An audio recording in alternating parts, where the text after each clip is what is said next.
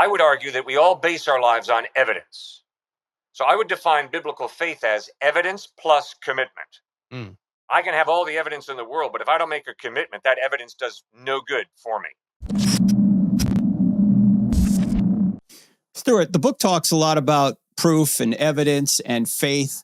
Can you kind of distinguish between those so our audience can understand what we mean by faith? Because a lot of people today think faith, and this is actually, we use this definition in, I don't have enough faith to be an atheist. The atheist definition is if you don't have evidence, you have faith. You know, it's blind, even against the evidence. That's not the biblical version of faith. Nope. Can you explain that, Stuart? Yeah, Mark Twain said that faith begins where reason leaves off. And that's clearly, Jesus was an evidentialist.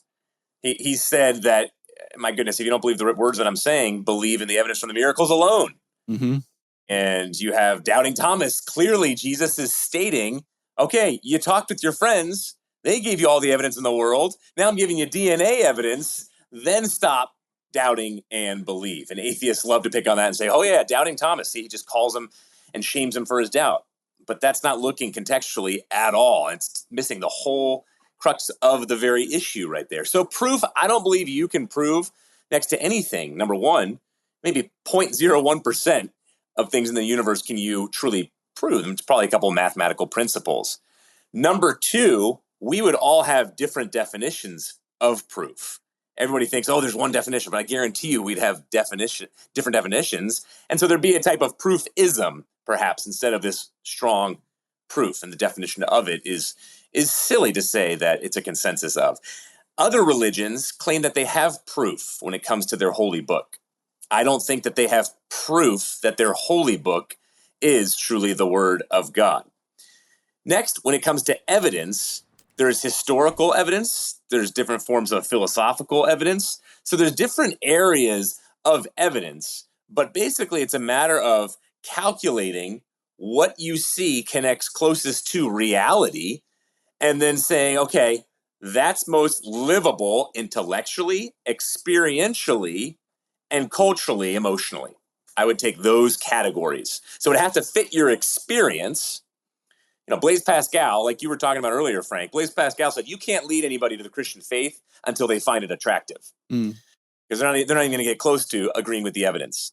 And so the emotional side, you know, I have a psychology background, and emotionally it has to, is there evidence behind, does this emotionally fit?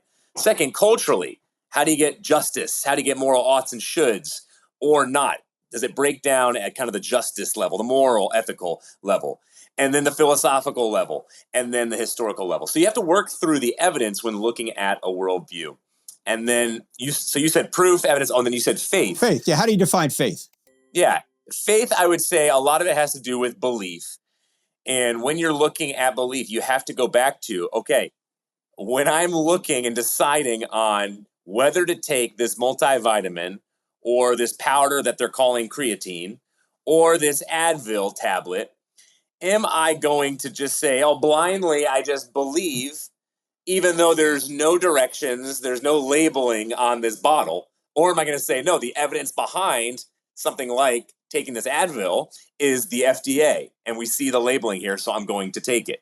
And I'm being totally paranoid if I can't get on board with, there's strong evidence here that this is not going to kill me, but it's actually going to help my back pain.